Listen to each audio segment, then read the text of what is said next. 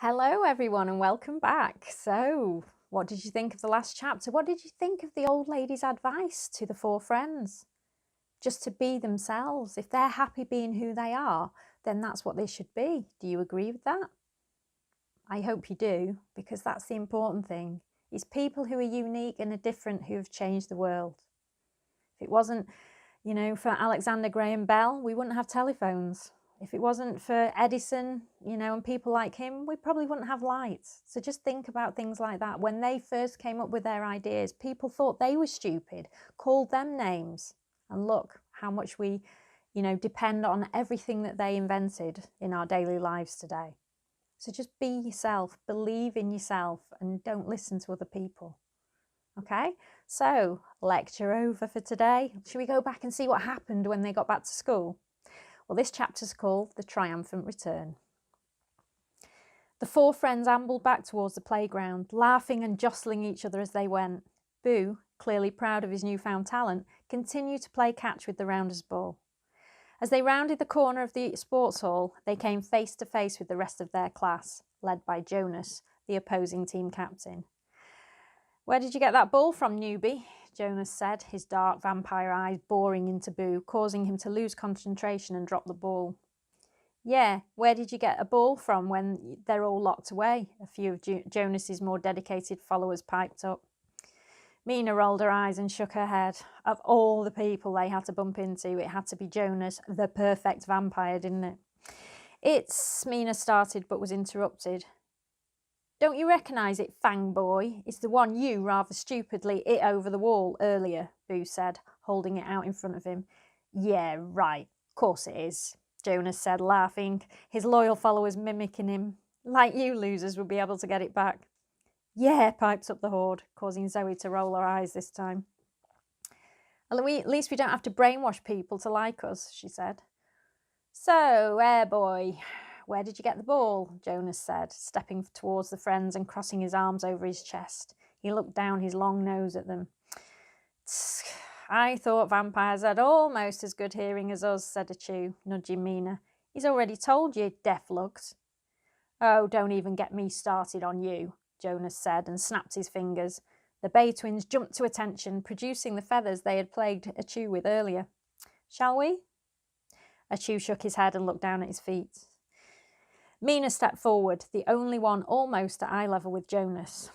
"We retrieved it from over the wall, and now we're going back to class." Something crossed Jonas's eye as Mina stared him down, and he turned to his fan club for a moment, before turning back to the four friends, his arms still folded, but one of his fingers now tapping a rather prominent canine. "Prove it," he said. "We don't have to prove anything to you," Mina said, looking to the others for support. "You do if you don't want me to tell Coach that you've been over the wall.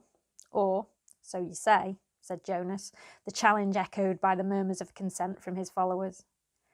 "And how exactly would you suggest we prove it?" said Zoe, her feet zipping back and forth on her skates as she struggled to stay still. "Let me see," Jonas said, rubbing his chin before dropping his hands to his hips. "Describe what it's like over the wall." "Yeah," his minion said, clapping. The four friends looked at each other, all thinking the same thing.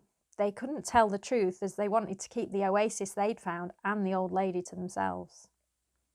Boo puffed his chest out, cleared his throat and stepped forward, brandishing the ball in front of him. "Well, if you insist, but don't blame us if it scares you," he said, causing a ripple of laughter from the group. "As if," said Jonas, snorting at the thought. Boo's shoulders drooped, but Mina stepped forward and rested her hand on his shoulder. He turned to look at her and she nodded in encouragement. Boo puffed his chest out again. "Using us own supernatural abilities," he said, and ignored the snickers from the group, "we scaled the huge wall, defeating the ivy that's tried to stop us. We could see the ball, all on its lonesome in the charred and barren wasteland. We listened and we watched, but heard nothing. So we climbed down the other side and started moving towards the ball. That's when they appeared, as if from nowhere, and came at us." Boo paused as a sharp intake of breath sounded around the group. Even Jonas appeared to be interested, though he was trying hard not to show it. Fueled by his rapt audience, Boo continued the story, his focus allowing him to levitate, so it looked like he was standing on a stage. They came at us from all angles, weapons drawn, the intent to kill evident in their eyes. What did you do? Whispered one of their classmates. We had to think on us feet. As the only one who could disappear, I went after the ball, while the others took on the monsters, using their loaves, though, you understand. They avoided the weapons that could kill them. Boo paused again to survey the wide-eyed, open-mouthed group and smiled. He sneaked to look at his comrades, who gave him the thumbs up.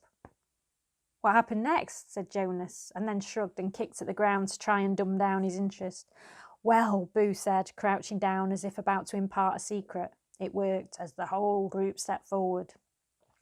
Once I had the ball, it was a case of getting out of there lickety-split, and here we is to tell the tale. Boo stood back and looked around. How many were there? Did you kill them? Did they try to follow you?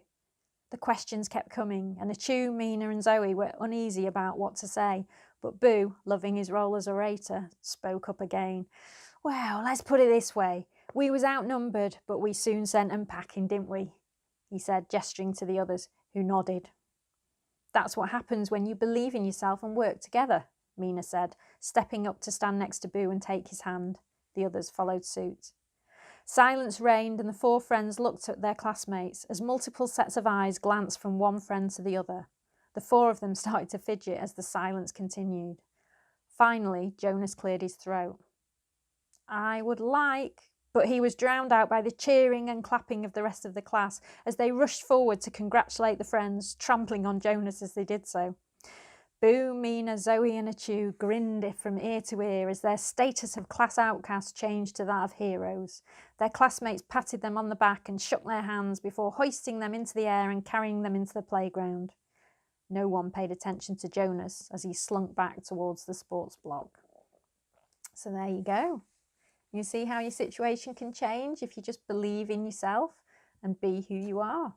So they didn't reveal, the truth about what happened, but the way they said what they did, it was the truth with a little bit of a story added to it. So one more chapter to go before we finish the book, and this is what will happen when they meet their parents at the end of the school day. So to find out, you'll have to tune in next time. Till then, take care. Bye-bye.